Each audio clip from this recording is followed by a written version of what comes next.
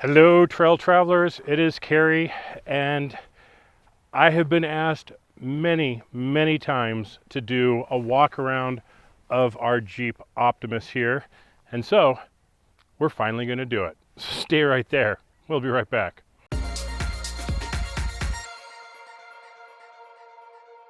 This is Optimus. She is or he, whatever, however you prefer, is a 2018 JL Unlimited Rubicon edition in my favorite shade of blue. I absolutely love this, and got it 2.5 years ago or so, I'd say, something like that, October, and just a wonderful machine. And we're gonna go around and talk about some of the things that we've done, maybe some things that we do different, I don't know, we'll kind of see, and what things are coming up. So should be interesting for some of you, I think. So the Jeep was outfitted with the factory LED package. So I've got the LED headlights and tail lights. So that was a nice plus. It's got the cold weather package. So we live here in Colorado, so this heated steering wheel and heated seats is kind of nice. It has the tow package, so I've got the auxiliary switches and the tow hitch, and a few other things, but those were the main things I was looking for. It does not have the lane assist or the dynamic cruise control, none of that stuff. I wanted it more base, but still it's got some of the nice stuff on it. Up on top there we have these Navo 4-inch cubes. They're all right. I can switch them between white, amber, flashing white, and alternating white and amber. So when I'm usually out doing recoveries, I'll have those on the flashing amber, just so other vehicles can see me a little bit easier. They're not super bright, but they're good for getting noticed. I like those. I have Baja Designs LP4s as my main off-road lights, and I do have these in amber because here in Colorado in the snow conditions, that's often foggy, and these will cut through that quite nicely. Now the factory system came with white fog lights, and these are X-Bright ambers. So I do have those on there.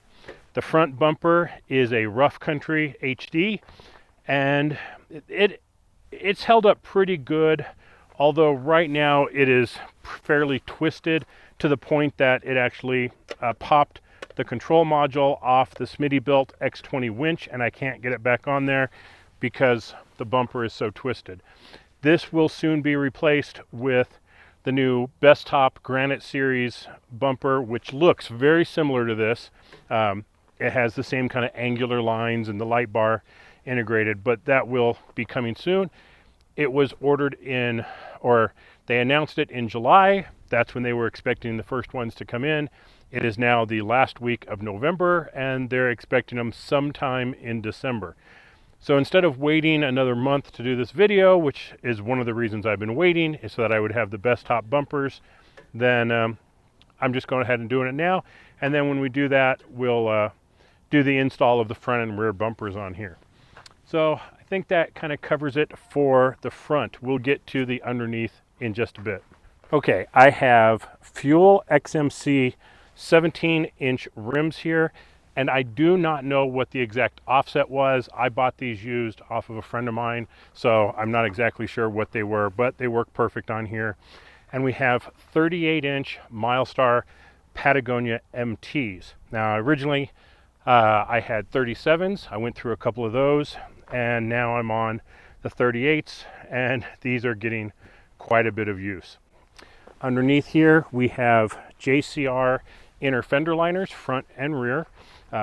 As we did some of the suspension upgrades and things, and with the 38s, when they would flex up, they would hit on the plastic inner fender liners, so we had to replace those with something that gave us a little bit more clearance. Down on the side here we have Rugged Ridge rock sliders, and those have held up pretty good. The one on the driver's side does have a nice dent in it from Spring Creek, but you know, it's just one of those things. I'm not going to replace them until I have to. I do like how they look. Next may be the Ace Engineering ones because they come out and act a little bit more of a step. So we'll see how that works out, or if I ever get around to it. Now, we will talk about the lift a little bit here. I originally had the Mopar lift on here, which honestly I was never happy with. It was okay, but at full articulation it was binding up pretty good. The springs on it, it was just a very rough ride off-road compared to other Jeeps that I would be in that had a much smoother ride. And it just, yeah, I just wasn't happy with it. So we have replaced everything on here with MetalCloak. And when we did the control arms, oh, what an amazing difference. Everything was just so much smoother. Everything worked better. And then for the springs, we went with JKS dual rate springs, which did give us a bit more lift to it. So right now we're technically sitting on top of the Rubicon about another 3.5 inches. So it sits pretty high, but overall we're pretty happy with it. Fairly early on, I had the Bestop Sunrider HT, which I absolutely loved. I still had the hard top, and the Sunrider would allow this to flip back about to there and give you some nice open air. Now I have the Bestop Trek top. This is not the Ultra, this is just the standard Trek top, and we absolutely love it. We can open it up, and it opens up back to about here or so. So we have some nice open air feeling.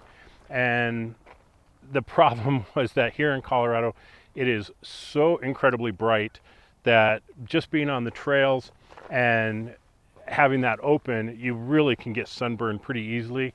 So underneath this, we have an alien shade, sunshade on there. So that takes care of that. It cuts down a little bit on the light, but it works extremely well. Moving to the back, we have the Mopar tailgate reinforcement on here. There's a CB mount. I can't remember where that came from. And we have the tire relocation kit with the license plate relocation kit on here. And then for the bumper, this is a DV8 bumper. I actually bought from a friend for 50 bucks when I destroyed my original bumper. And this thing is basically like tinfoil. It is super, super thin. It bends very easily, and I cannot wait to get this replaced with the Bestop bumper so that I'm a little more secure when it comes to doing recoveries and things, because this thing, I mean, it is just folded in multiple places. We did add some additional lights. We've got two rock lights back here along with these big lights. So I have that hooked up to an auxiliary switch so that we can actually see when we're backing up, because even though these are LEDs, they really don't put out much light at night for backing up. So having the extra lights on here makes a huge difference. Okay, as I mentioned, we have MetalCloak control arms now, and let's see, we've got MetalCloak diff covers and MetalCloak front and rear diff skids. So that's keeping us pretty well protected. And our latest addition, the RCVs. We do have some Next Venture Motorsports aluminum skid plate coming in for the whole thing. We went with Next Venture Motorsports because it's aluminum and the Jeep is getting really heavy, so we wanted to go lightweight. We know that it may not slide over things quite as easily as steel, but the weight difference is huge. So going with aluminum may not be the choice for everybody, but for us it was, and actually with Black Friday it was 30% off. So it got it down to the same price as any of the steel ones, and we think the weight savings is going to pay for itself. Under the hood, there's no changes. The only thing we added was a Mitsumoto baffled oil catch can, and there's very little oil. This is the 3.6 engine, so it doesn't bleed over much of the oil, but there's a few videos out there where you've seen a JL with the 3.6 that's been sitting at a steep angle for a while, and it will just start blowing tons and tons of smoke. The catch can help alleviate that, so that's why that was done. Other than that, under the hood, it's completely stock. So let's take a look at some of the things we've done inside. Inside, as I mentioned, we have the Alien Shade Sunshade up here. This is a Way of Life CB bar, and originally I had a CB radio that hung underneath here, and every single person that would get in the Jeep would crack their head on it. And I had the GMRS radio down on the floor, but we hadn't used a CB in almost 2 years, so I pulled the CB out and I flipped this over so the radio is on top so nobody hits their head anymore. Over here you see my little Fluffy. This is a Deity V3 Duo mic, and this is what we record our in-cab audio with, going out to a DJI Osmo Action camera that sits outside. Over here we have the 67 Designs mount with my iPhone mount, a camera mount, which we only use when it's raining, otherwise the camera is sitting outside for a better view, and we have an iPad mount. So that's pretty much the interior here. We have a neoprene cover over the center console. So not much in the way of changes on the interior. There's no additional switches or anything. Everything's wired to the Rubicon tow package auxiliary switches. Let's take a look at the back. And the back, we have removed the back seats, so it gives us a lot more room. I changed out to this plywood panel here.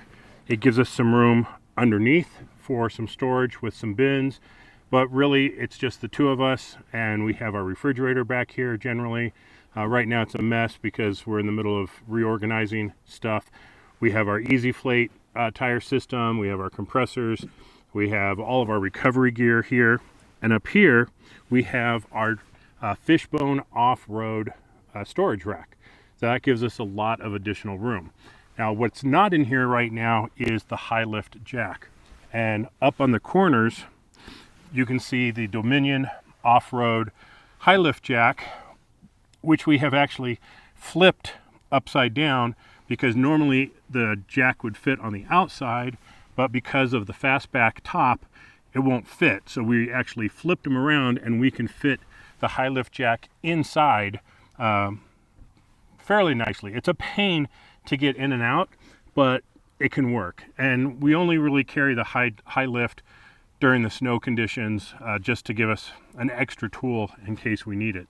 But you know, during the summer times, we don't really keep it with us. Now what you can't see is some of the stuff underneath here. And we have Yukon gear and axle 538 gears, and we have rear axle shafts, the chromoly axles from Yukon gear and axle. So combined with the RCVs up front and the Yukon axle shafts in the back, we have a very, very strong axle setup. So that is our Jeep that we take out. We try and go wheeling about every weekend. We will miss a few because of work commitments or health or work, you know, other things that come up that get in the way. But on average, we go out about 48 weekends a year. So we're out pretty much every weekend. We go through Colorado, Utah, we've been through Arizona, I've been to Nevada. So we try and get around, and we have a ton of really cool adventures coming up over the next couple years. So hopefully Optimus will be with us for quite a while. And thanks for asking. You know, I think we've done a good job of putting this build together. It works for us. Is this the ultimate Jeep build? For us it is. For other people it may not be. It may be too high for most people who don't do any rock crawling. It may not be as nimble as, you know, someone that does more rock crawling. We do a variety of things, and it does everything that we need it to do. And we also have the Tribe trailer so that we can extend our footprint, we can go camping. I mean, it's just a wonderful, wonderful trailer to have. But the Jeep is definitely our baby. As I mentioned, the things that are changing are going to be the front and rear bumpers. Those are changing fairly quickly as soon as they arrive, hopefully in the next couple of weeks. We have the full underneath skids coming from Next Venture Motorsports. And I think I'm going to change out the cube lights to some Baja designs or something that just have more power. But aside from that, the Jeep is what it is. We absolutely love it, and it's built for us. The other thing that might be changing is some stuff on the interior where we don't have the back seats. We may raise that up just a hair so we can put some shelving in there, but it's very, very tight with our Dometic refrigerator, so we might not be able to pull that off. But either way, I'll probably be replacing that shelf that we made because it's really not strong enough, and well, I'll probably have a friend help me make something a lot stronger for there. But thanks for watching. This has been Gary with Trail Traveler with our Jeep Optimus. Oh, so if you're wondering, how did it get its name? So friends of mine were with their family at Universal Studios in California, and they had just finished the Transformers ride. And my friend's son said, if Optimus Prime was a Jeep, it'd be Carrie's Jeep. And thus, Optimus Prime it is. So that's how it's got its name, from the Transformers ride at Universal Studios from my friend's son. So I hope everybody has an interesting story about their Jeep name. Share it in the comments. I'd love to hear some of them. I know ours is, you know, it has meaning to us. And in another video, I'll do something on how we do all of the recording.